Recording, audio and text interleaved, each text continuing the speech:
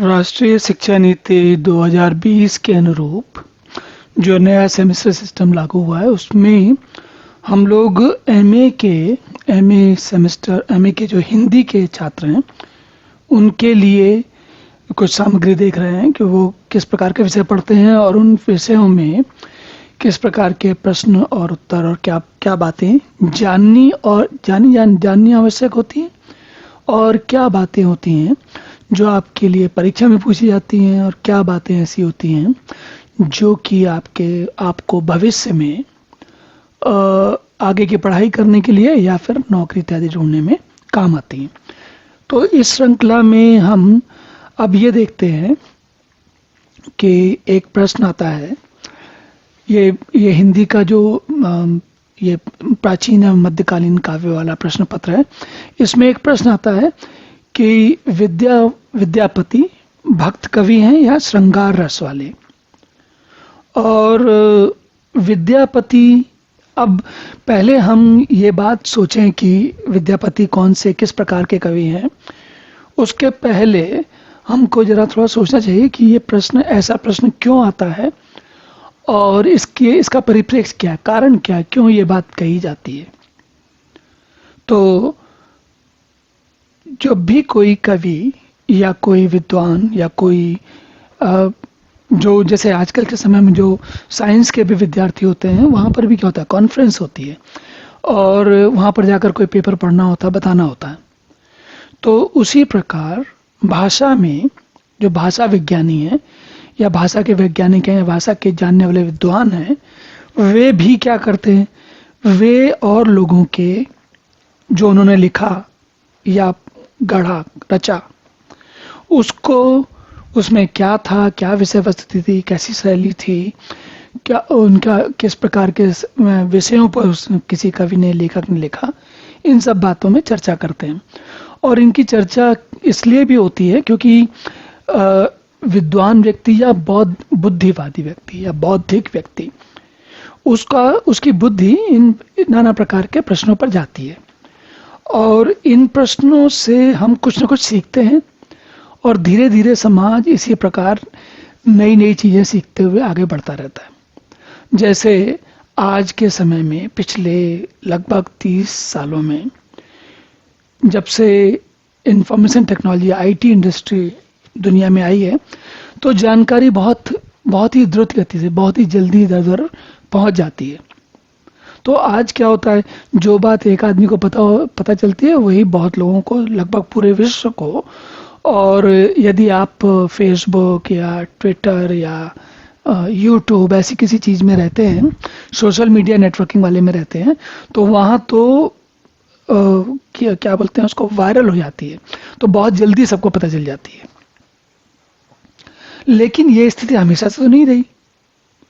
अब आज से 50 साल पहले जाइए, जब आईटी कंप्यूटर दुनिया में एक दूसरे से जुड़े नहीं थे, इतनी सारी जानकारी इधर उधर आती नहीं थी। और उसके भी पहले जाइए, अब जब हमने ये बात क्यों कही, हमने बात इसलिए, इस बात की चर्चा हम इसलिए कर रहे हैं क्योंकि हम लोग बात कर रहे हैं विद्यापति के बारे में। और विद्यापति का काल क्या है, 1370 से 1440-50 तक। अब ऐसे उस समय में संचार के ऐसे कोई साधन तो रहे नहीं, तो बहुत जल्दी तो बात जाती नहीं इधर।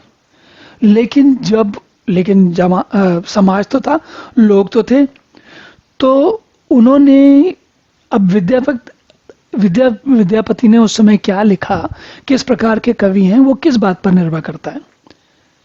तो हमको थोड़ा सा, ये हमने सबसे पहली चीज देखी पृष्ठभूमि की, क्या उनका समय क्या था, उस समय में वो कैसी स्थितियां थीं। कवि जैसे आज के समय में, उनके समय में कुछ अलग प्रकार का कवि होगा, आज के समय का कवि कुछ अलग होगा, और आज से 1000 साल, 2000 या 10,000 साल के बाद जो कवि होगा वो उसकी भाषा, उसकी शैली, उसका विषय वस्तु कुछ अलग होगी। तो इन सब बातों को ध्यान रखते हुए हम, कोई भी बौद्धिक व्यक्ति विचार करता है कि भाई इन्होंने क्या किया। तो अब इस बात को जानने के लिए कि भक्त हैं कि श्रृंगारी हैं, इसको अलग अलग चीज़ों में अलग अलग प्रकार से देखते हैं। देखिए जैसे इसमें क्या है, पुस्तक में या सामान्य स्थितियों में जो बातें होती हैं पढ़े लिखे लोगों के बीच में, या उनका एक अलग प्रकार होता है, लेकिन उसके बाद भी हमको अपनी बुद्धि से स्वयं सोचना आना चाहिए कि हम क्या करने जा रहे हैं, क्यों करने जा रहे हैं। दूसरे, जैसे ये इस पुस्तक में देखिए क्या है, मैं एक उदाहरण देता हूँ आपको। इसमें ये कह रहे हैं, ये जो लिखने में ये सिद्ध करने की कोशिश की जा रही है कि वो भक्त हैं या श्रृंगारिक हैं, और उसमें उन्होंने भक्ति भावना को लिया है, उसके लिए पदावली को लिया है। फिर उसके बाद उन्होंने कुछ अलग अलग बातें, जैसे देखिए ना खा में, और उन्होंने कहा कि कुछ कहते हैं भक्त कवि हैं, तो कुछ कहते हैं कि श्रृंगार कवि हैं, और अलग अलग लोग हैं। देखिए ये कह रहे हैं कि ये राम कुमार वर्मा, गोविंद राम शर्मा, रामचंद्र शुक्ल, ये सब लोग क्या कह रहे हैं, ये विद्यापति श्रृंगार के कवि हैं। और जो पहले के लोग हैं वो कह रहे हैं कि नहीं नहीं, ये तो भक्त कवि हैं। ठीक है, ये जैसे देखिए ना विष्णु, ये अलग अलग, डॉक्टर श्याम सुंदर, उमेश मिश्र, इन लोगों ने अलग अलग बात बताई है। अब इन सब को बातों को लेके जब हम आगे चलते हैं और समझते हैं कि भाई क्या हो रहा है, तो हम अब जैसे देखिए ये रहस्य अभिव्यक्ति आई, तो यहाँ पर इन्होंने फिर से ये कह रहे हैं कि रहस्य की जब बात आती है तो अधिकांश रहस्य से मतलब द्वैत या भक्त की बात या भगवान के बारे में बात होती है। भगवान के बारे में जो बात होती है उसको रहस्य की बात कहते हैं, क्योंकि सबको नहीं पता होती, इसलिए रहस्य की बात कहते हैं। अब चलिए, ये सब देखने के बाद हम जरा एक और चीज सोचते हैं, क्या कि विद्यापति व्यक्ति हैं, और अपने समय के व्यक्ति, उस समय के 1370 के में पैदा हुआ व्यक्ति, मान लेते हैं कि 1400 के आरंभ में वो 20, 25, 30 साल के हो रहे हैं, तब उनकी कविताएं लिखने के, आप पहले भी लिख सकते हैं, 15, 16, 18 साल से भी लिख सकते हैं, लेकिन मान लेते हैं उनका रचना काल जो है 17, 18 साल से लेके 70 साल तक की उम्र तक का है। तो कोई भी कवि एक जैसा भाव तो मन में नहीं रहता किसी कवि के। ऐसा तो नहीं हो सकता कि जो बचपन में है वही प्रौढ़ अवस्था में, मध्य अवस्था में हो, मध्यम अवस्था में हो, वही भाव बुढ़ापे में भी हो, वृद्धावस्था में हो, संभव नहीं है। तो अलग अलग व्यक्ति के मन में भाव होते हैं। इसी प्रकार वही व्यक्ति, सुबह उसके मन में कुछ अलग भाव होता है, दोपहर में कोई अलग भाव होता है, और रात में कोई अलग भाव होता है। वही एक ही व्यक्ति सुबह सुबह भगवान की पूजा करता हो सकता है, और शाम को पत्नी के रात में पत्नी के साथ श्रृंगार रस की चर्चा करता हुआ समागम कर सकता है। तो ऐसा तो नहीं है कि एक ही चीज होगी, दोनों उसी व्यक्ति के जीवन में दोनों चीजें, और दोनों यथोचित हैं। मतलब अगर एक गृहस्थ व्यक्ति है, वैवाहिक जीवन वाला व्यक्ति है, तो उसके लिए ना सुबह का भगवान की साधना मना है, और ना ही रात के शाम के श्रृंगार रस के काम मना है। दोनों ही उसके लिए यथोचित हैं और बिल्कुल सब लोग समझते हैं, और जीवन का अभिन्न अंग है। ऐसा नहीं है कि ये कोई बल्कि उल्टा ही होगा। अगर कोई व्यक्ति ज़्यादा ही भक्त हो और शाम पत्नी है और पत्नी इंतजार कर रही है और कोई भक्त बना घूम रहा है, तो फिर वहाँ कहीं कुछ कमी रह जाती है। लेकिन एक सामान्य, जो जिसे हम कहते हैं ना संतुलित व्यक्ति होता है, संतुलित मानसिकता वाला व्यक्ति होता है, वह अलग अलग उसका जो व्यक्तित्व होता है बहुआयामी होता है, कई सारी चीजें होती हैं। तो अब हमने क्या बात की, हमने सुबह दोपहर शाम की बात की, हमने बचपन जवानी बुढ़ापे की बात की। अब कुछ और बात लेते हैं। वही व्यक्ति अगर वो राज दरबार में जाता है और राजा से बात करता है, तो जीविका चलाने के लिए राजा को जो अच्छा लगता है उसके बारे में भी बात करेगा, भले ही उसे समझ में नहीं आता हो, उसका खुद का उससे उतना उसको अच्छा ना लगे, लेकिन फिर भी जीविका चलाने के लिए वो राजा जो कह रहा है। अब राजा मान लीजिए कह दे कि किसी मेरे घोड़े पे कोई कविता लिखो, या मेरे युद्ध में मैंने कितनी वीरता की उस पर कोई कविता लिखो, तो कवि क्या कहेगा, नहीं मैं नहीं लिखूंगा, उसे तो लिखनी होगी। तो अब हमको ये भी समझना चाहिए कि वही कवि जीवन के अलग अलग प्रसंगों में अलग अलग कार्य करता है। फिर एक बात और भी होती है, हर कवि, उसकी भाषा होती है, उसकी शैली होती है, वो किन चीजों पे किन चीजों से वो जुड़ता है, किन भावों से जुड़ता है। जैसे किसी के मन में श्रृंगार के भाव अधिक हो सकते हैं, किसी के मन में वीररस के भाव अधिक हो सकते हैं, और किसी के मन में वीर और वीभत्स के भाव में ही घूमता रहता है।